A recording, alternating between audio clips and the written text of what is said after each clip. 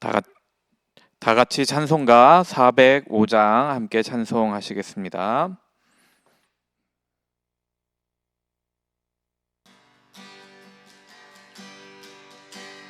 주의 친절한 팔에 안기 세우리 마음이 평안하리니 항상 기쁘고 복이 되겠네. 영원하신 팔에 안기세 주의 팔에 그 크신 팔에 안기세 주의 팔에 영원하신 팔에 안기세 날이 갈수록 주의 사랑이 두루 광명하게 비치고 천성 가는 길 편히 가리니 영원하신 팔에 안기세 주의 팔에 그 크신 팔에 안기세 주의 팔에 영원하신 팔에 안기세 주의 보좌로 나갈 때에 기뻐 찬미 소리 외치고 겁과 두려움 없어지리니 영원하신 팔에 안기세 주의 팔에 그 크신 팔에 안기세 주의 팔에 영원하신 팔에 안기세. 아멘.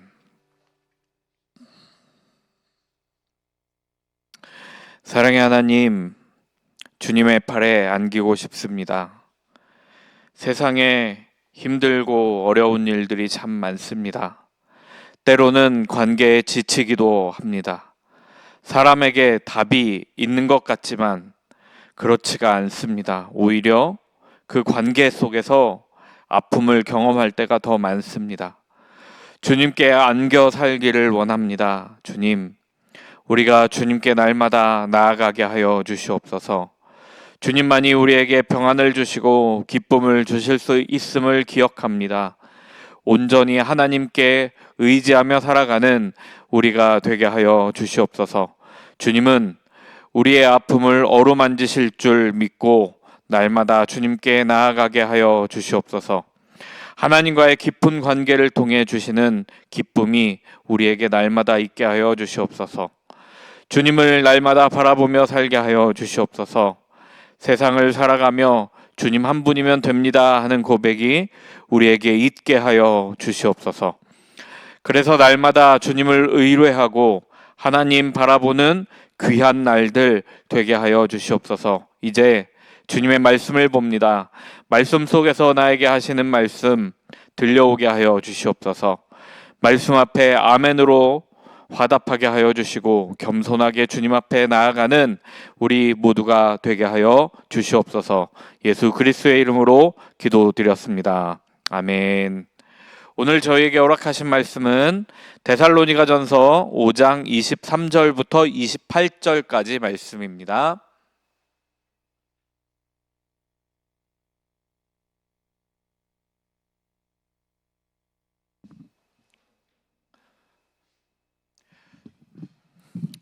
데살로니가전서 5장 23절부터 28절까지 말씀 우리 한 목소리로 읽겠습니다.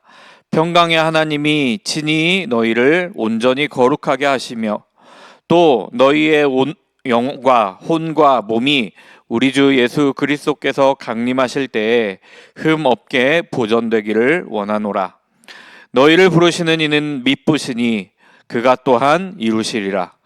형제들아 우리를 위하여 기도하라. 거룩하게 입맞춤으로 모든 형제에게 문안하라. 내가 주를 힘입어 너희를 명하노니 모든 형제에게 이 편지를 읽어주라. 우리 주 예수 그리스도의 은혜가 너희에게 있을지어다. 아멘. 인간의 삶에는 완전한 평안이 없습니다. 평안은 오직 우리 하나님께만 있습니다. 하나님과의 관계에서부터 오는 평안이 오늘 예배드리시는 모든 분들에게 가득하기를 소망합니다. 바울은 이제 편지의 마무리를 합니다. 편지를 마무리하며 편지를 받는 교회 교인들에게 기도 부탁도 합니다. 저는 이런 생각을 해봅니다. 성도들 간에는 멀리 떨어져 있지만 떨어져 있지 않은 것 같다는 생각을 할 때가 있습니다. 왜냐하면 서로 사랑하는 마음으로 서로를 위해서 기도하기 때문입니다. 우리 예훈 공동체에도 이렇게 영상으로 예배하는 시간에 다들 어디 계신지 우리는 알 수 없지만 서로가 기도로 연결되어 있기를 소망합니다. 사랑으로 서로를 생각하며 기도할 때 떨어져 있지만 한 공동체가 될 수 있는 것 아닌가 생각을 합니다. 서로 사랑하는 공동체 되기를 소망합니다. 23절 말씀을 보시면 평강의 하나님이라고 말씀을 시작합니다. 평강은 에이레네라는 단어로 쓰였습니다. 우리가 잘 아는 단어죠. 이 단어는 때로는 평안이라고도 번역되기도 하는 단어입니다. 우리가 너무 잘 아는 단어여서 설명하기도 벅찬 단어입니다. 히브리어 샬롬을 헬라어로 번역한 말이기도 한 것이 바로 이 에이레네라는 단어인데요. 이스라엘에게 평안은 샬롬은 너무나도 중요했습니다. 전쟁이 참 많았기 때문입니다. 지금 이 시간에도 이스라엘이 전쟁 중에 있음을 우리는 알고 있습니다. 그 전쟁이 빨리 끝나서 그곳에 있는 선교사들 그리고 그곳에 있는 많은 사람들이 그 사람들에게 평안이 있기를 소망합니다. 그러나 성경에서 말씀하는 평안은 단순히 전쟁이 없는 것에서부터 더 나아간 단어입니다. 하나님과의 관계 속에서의 평강과 평안을 말씀하는 것이기 때문입니다. 평강은 우리 하나님께 있습니다. 어제도 그런 말씀 드렸지만 예수님을 믿는 것이 육신적으로 그렇게 평안한 시대는 아니었습니다. 오히려 너무 힘들고 괴로웠던 시대였습니다.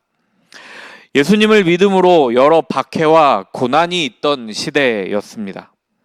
그러기에 바울은 더욱 평강의 하나님을 강조하고 있는지도 모르겠습니다. 그 고난 속에서도 진짜 평강을 주실 하나님을 바라보기를 원했을 겁니다.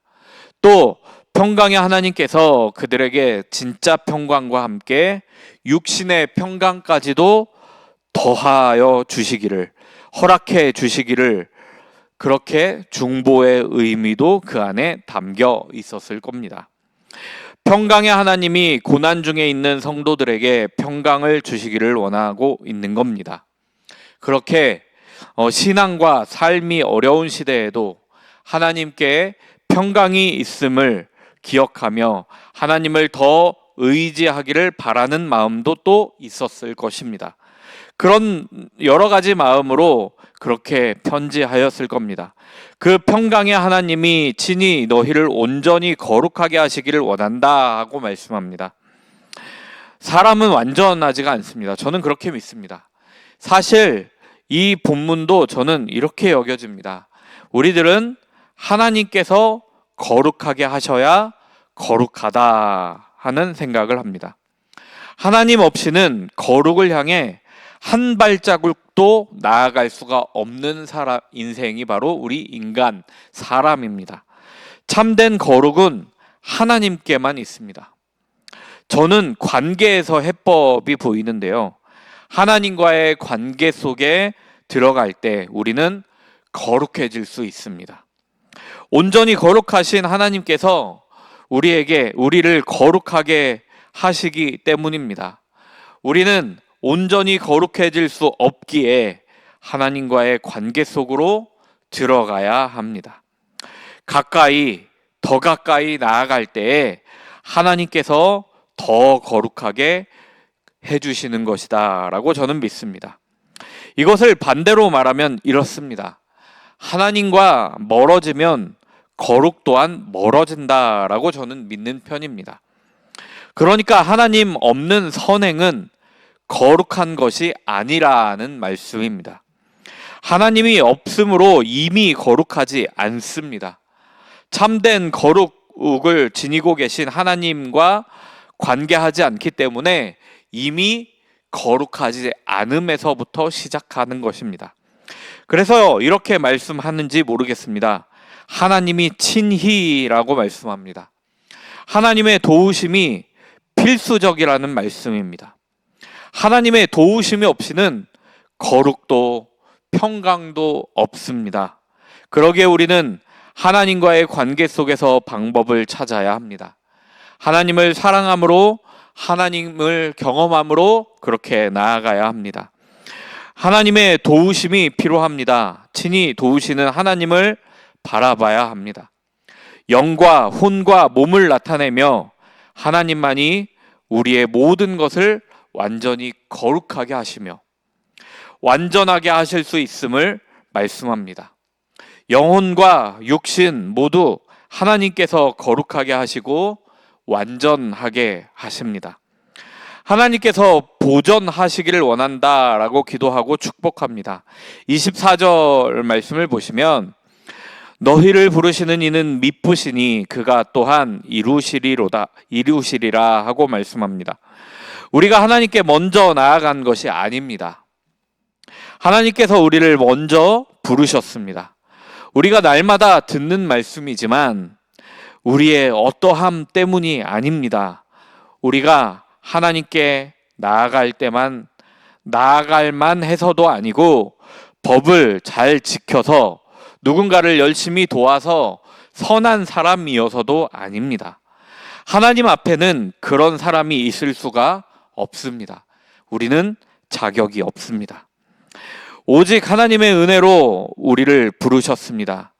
아무것도 아닌 사람을, 온갖 더러운 것이 묻어있는 그런 사람을 하나님께서 부르신 것입니다. 그래서 은혜입니다. 미쁘시다라는 말은 믿음직스럽다라는 말이죠. 두란노에서 번역한 성경이 우리말 성경에서는 신실하시다 하고 표현하고 있습니다. 신실하다라는 말은 신실하다라는 말도 믿음직스럽고 진실하다라는 뜻을 가지고 있습니다.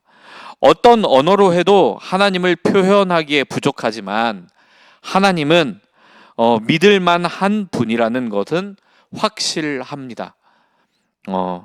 성경도 그렇게 표현하고 있는 것입니다. 하나님께서 부르시는 그 부름에 대답하며 하나님께 나아가는 사람들에게는 하나님의 신실하심으로 인해 이루실 것이다 라는 말씀을 하고 있는 것입니다. 그러니까 23절에서 이어지며 하나님께서 거룩하게 하시고 하나님께서 영혼, 육, 우기 흠없게 보존되게 하실 것이다 하는 말씀을 하고 있는 것입니다. 우리의 어떠함 때문이 아니라 하나님께서 미쁘시기 때문에 이루어지는 것입니다. 25절 말씀입니다. 형제들아 우리를 위하여 기도하라 하고 말씀하고 있습니다. 바울은 자신을 위해 그리고 함께 복음을 전하며 복음 전도자의 역할을 감당하고 있는 함께 있는 동역자들을 위해서 사도 그룹을 위해서 기도하라 하고 부탁하고 있습니다. 자신의 어려움과 복음으로 무장하는 것 등 기록되어 있지 않지만 바울은 여러 가지를 생각하고 기도를 부탁했을 것입니다. 우리에게 위대한 사도라고 여겨지는 사도 바울도 기도 부탁을 부끄러워하지 않고 있습니다. 그는 자신의 길 여정에 하나님의 도우심이 없이는 할 수 없음을 깨닫고 있었습니다. 그래서 기도 부탁을 할 수 있는 겁니다. 자신의 의지만으로는 할 수가 없다는 것을 그는 알고 있습니다. 그래서 기도 부탁하고 있는 겁니다. 오직 주님의 은혜로 복음을 전하고 있는 것을 그는 알고 있었습니다. 그래서 성도들에게 기도 부탁을 하고 있습니다. 26절 말씀입니다. 거룩하게 입맞춤으로 모든 형제에게 문안하라. 아멘. 고대에는 손이나 볼에 입맞추며 인사하는 것이 매우 흔한 일이었다라고 합니다. 지금도 여러 다른 나라들을 보면 입을 맞추며 인사하는 경우가 있습니다. 그런데 거룩하게 입맞춤으로 인사해라 하고 말합니다.